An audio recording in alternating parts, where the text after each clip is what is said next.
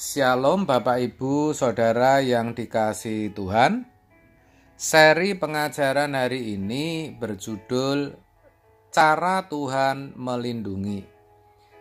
Saudara, kali ini saya ajak kita terlebih dahulu membaca dan merenungkan firman Tuhan yang terambil dari 1 Samuel 30 ayat 23. Dikatakan demikian, tetapi Daud berkata, "Janganlah kamu, saudara-saudaraku, berbuat demikian dengan apa yang diberikan Tuhan kepada kita, sebab Ia telah melindungi kita dan menyerahkan ke dalam tangan kita gerombolan yang menyerang kita."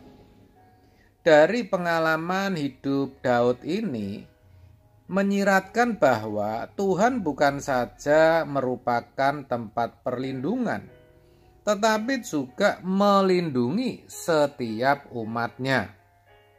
Saudara, sebagai orang percaya, kita tidak perlu meragukan perlindungan Tuhan atas kita. Tuhan pasti melindungi kok.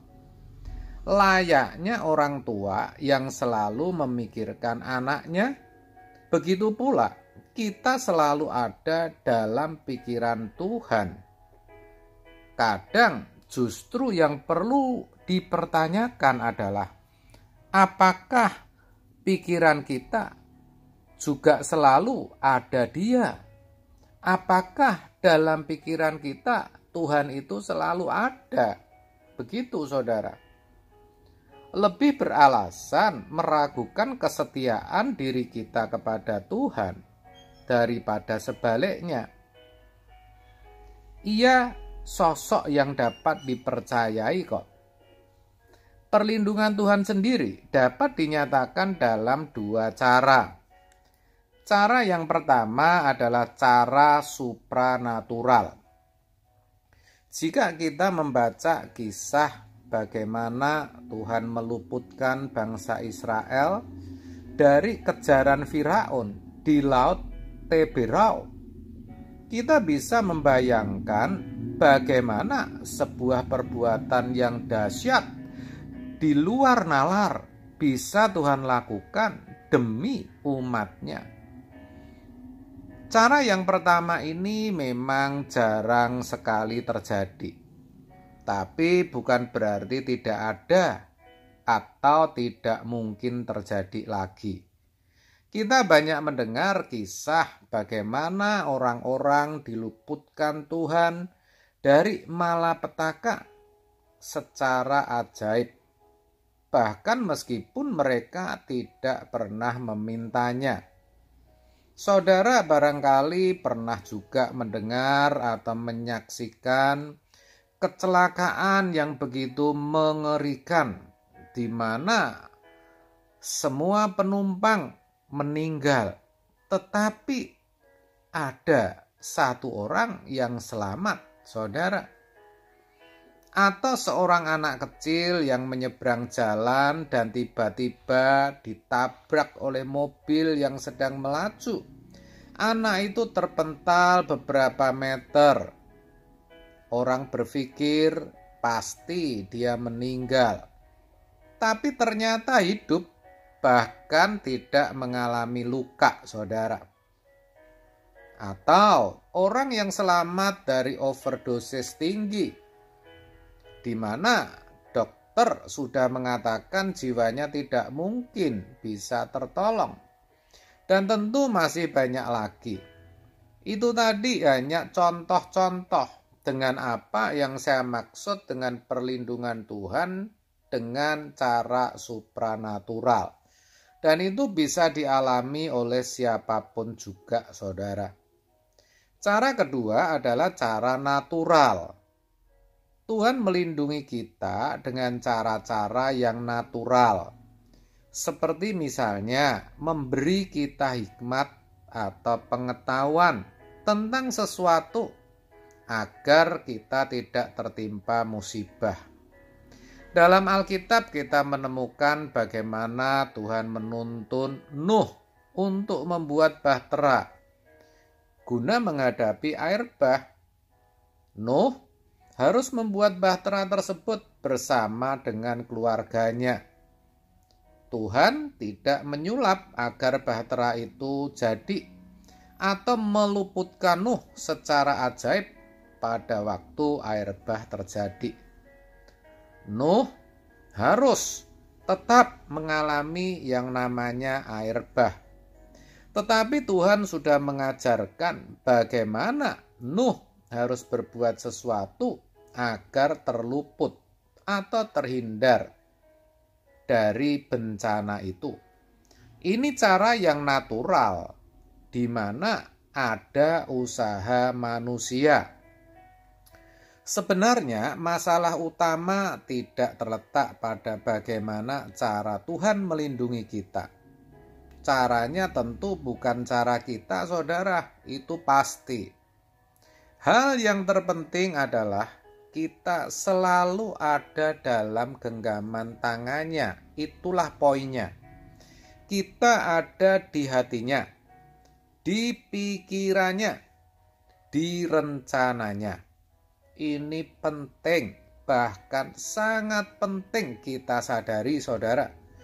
Karena ketika kita ada di dalam Dia, kita pasti aman dan itu cukup. Tetapi sayang, banyak, bahkan hampir semua kita tidak atau jarang mempedulikan diri kita. Apakah kita ada di dalam Dia, yang artinya selalu taat dan melakukan kehendaknya, atau kita ada di dalam yang lain, di dalam kehendak kita sendiri, dalam kebebasan dan hawa nafsu kita.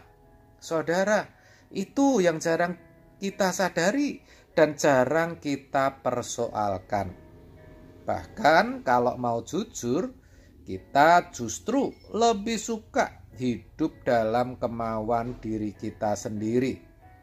Jangan lagi hidup untuk Tuhan, jangankan hidup untuk orang lain, memperhatikan kepentingan orang lain. Keluarga sendiri saja tidak kita perhatikan, saudara. Coba sekarang kita renungkan diri kita masing-masing. Apakah kita sudah hidup di dalam Tuhan, saudara? Saudara sendiri tentu yang tahu, dan Tuhan. Kalau belum, itu berarti sejatinya kita belum aman. Kita belum ada dalam perlindungannya. Masih ada yang kurang, masih ada yang harus kita lakukan. Lalu pertanyaannya, apa yang harus kita lakukan? Nah, yang pertama, gunakan hikmat dan akal budi yang Tuhan berikan secara maksimal. Bagaimana caranya? Caranya agar kita bisa maksimal dalam menggunakan hikmat dan akal budi dari Tuhan, terlebih dahulu kita harus memperbarui akal budi kita dengan firman Tuhan.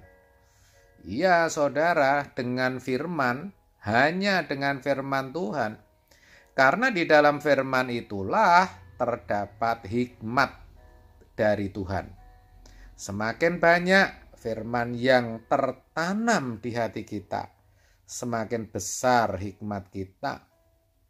Dan itu proses, saudara, yang harus kita perjuangkan.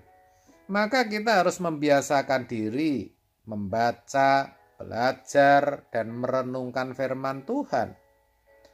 Tentu firman Tuhan yang benar, yang murni. Tanpa membiasakan diri, tidak mungkin akan terbiasa. Dan tidak mungkin kita bisa menyukai firman, saudara. Lah, banyak orang Kristen tidak mau membiasakan dirinya. Itu yang sangat disayangkan. Yang kedua, bergantunglah pada Allah dalam menghadapi apa yang tidak bisa kita kendalikan, yang di luar kemampuan kita. Kita harus bergantung. kita harus mengandalkan Tuhan. Itu artinya kita berserah penuh. Ini pun harus dipahami dengan benar pengertian berserah penuh. Bukan berarti kita pasif dan tidak melakukan apapun. Sebaliknya, justru kita lakukan apa yang bisa kita lakukan, tetapi dengan cara-cara yang benar, yang berkenan kepada Allah. Lalu, apapun hasilnya, kita terima saja sebagai yang terbaik dari Tuhan. Dengan begitu, sejatinya kita sudah ada di dalam tangannya. Kita aman. Kita pasti ada dalam perlindungannya. Jadi mari saudaraku, kita lakukan kebenaran ini bersama-sama. Kiranya Tuhan menolong. Amin. Tuhan Yesus memberkati.